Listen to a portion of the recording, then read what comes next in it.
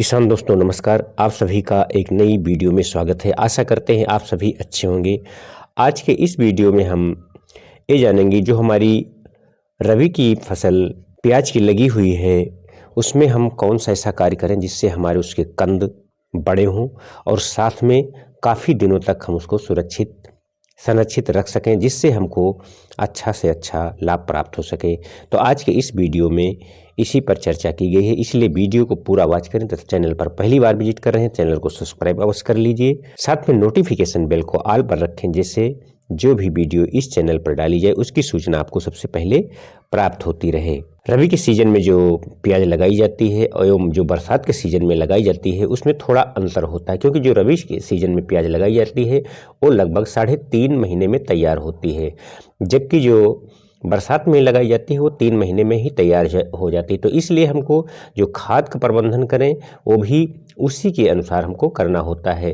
तो हम इस वीडियो में रबी के सीजन में किस तरीके से हम अपने प्याज की गांठों को, उनके कंद को बढ़ाने के लिए कौन कौन से प्रयोग कर सकते हैं, इसके बारे में जानकारी प्राप्त करेंगे। आपने देखा होगा हम सभी लोग ये बताते हैं कि कंद को बढ़ाने के लिए कैल्शियम नाइट्रेट बहुत ही अच्छा कार्य करता है, लेकिन ये हमको कब डालना है ये भी हमको बहुत अच्छे से जानकारी होना चाहिए, क्योंकि जब ये रबी सीजन की प्याज होती है ये लंबे समय की होती है, इसलिए इसका समय भी हमको उसी के हिसाब से बढ़ा करके इसका प्रयोग करना चाहिए। तो कैल्शियम नाइट्रेट एवं पोटेशियम साइनाइड एवं बोरान एवं पोटास तथा 05234 एवं 0050 का प्रयोग किस समय हमको करना चाहिए और किस मात्रा में करना चाहिए, ये भी हमको बहुत ही ध्यान रखना चाहिए। इससे हमको अच्छा लाभ प्राप्त होगा। यदि हम कैल्शियम नाइट्रेट का प्रयोग करते हैं, इसका प्रयोग हमको जब हमारी फसल रबी वाली 75 दिन की हो जाए उस समय हमको इसको करना है। और इसकी मात्रा की बात की जाए तो ये 10 से 20 किलो से 25 किलो तक की जा सकती है प्रति एकड़, क्योंकि जो कई कंपनियां आती हैं किसी का 10 किलो भी पर्याप्त होता है, किसी का 20 किलो पर्याप्त हो जाता है। तो इसलिए जिस कंपनी का हो उसकी क्षमता के अनुसार हम इसका प्रयोग कर सकते हैं। और इसी के साथ में हम बोरान का प्रयोग कर लेते हैं तो सोने पर सुहागा हो जाता है।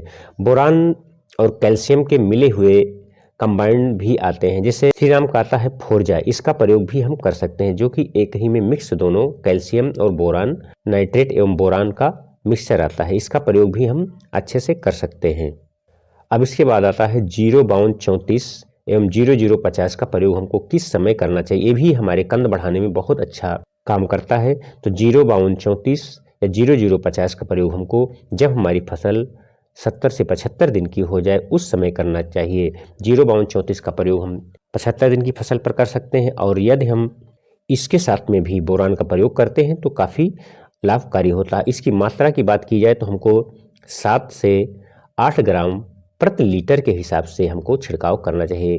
कहने का तात्पर्य यह है कि 7 से 8 ग्राम हमको 05234 जो NPK घुलनशील वाला आता है इसकी मात्रा लेनी है, और 1 लीटर हमको पानी में मिला करके अपने खेत की आकार के हिसाब से पानी की मात्रा को बढ़ाएंगे और उसी हिसाब से हम इसका स्प्रे कर सकते हैं। और पोटेशियम सोनाइट का प्रयोग हमको कम करना है। पोटेशियम सोनाइट का प्रयोग हमको 90 दिन की जब हमारी फसल हो जाए उस समय करना होगा, क्योंकि जो हमारी नाइट्रोजन के कारण हमारी जो पौधे की वृद्धि काफ़ी हो जाती है उसको कंट्रोल करने के लिए हमको इसका प्रयोग करना है। इसके प्रयोग करने से जो पत्तियों की बढ़वार होती है वो कम हो जाती है और जो कंद होता है उसकी बढ़वार प्रारंभ हो जाती है। तो इसका प्रयोग हम एक PGR के रूप में भी समझ सकते हैं, कर सकते हैं, और अच्छा लाभ हम प्राप्त कर सकते हैं। और हमको 0050 का प्रयोग जब हमारी फसल 110 दिन की हो जाए उस समय हमको अवश्य करना चाहिए। इसकी मात्रा 7 से 10 ग्राम प्रति लीटर के हिसाब से हम प्रयोग कर सकते हैं। तो इससे हमारे कंदों का आकार काफ़ी अच्छा हो जाता है, सुडौल हो जाता है, चमकदार हो जाता है। और हमको साथ में एक PGR का भी प्रयोग करना चाहिए, जिसे लियोसिन है, इसका भी प्रयोग कर सकते हैं। कई कंपनियों को कई नामों से आता है, इसका भी प्रयोग हम अगर कर देते हैं तो हमारा जो कंद है काफ़ी अच्छा हो जाता है और अनावश्यक पौधे की वृद्धि होती है रुक जाती है और काफ़ी अच्छा लाभ हमको प्राप्त हो जाता है।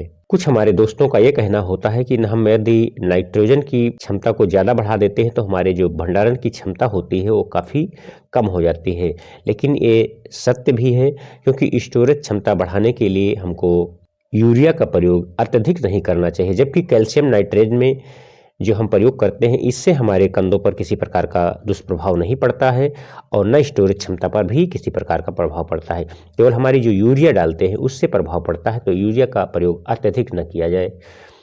तो ये जानकारी आपको कैसी लगी, उपयोगी लगी हो, अन्य किसान दोस्तों के साथ भी शेयर करें। ऐसी खेती किसानी संबंधित वीडियो के साथ पुनः मिलेंगे, तब तक के लिए नमस्कार। वीडियो देखने के लिए बहुत बहुत धन्यवाद।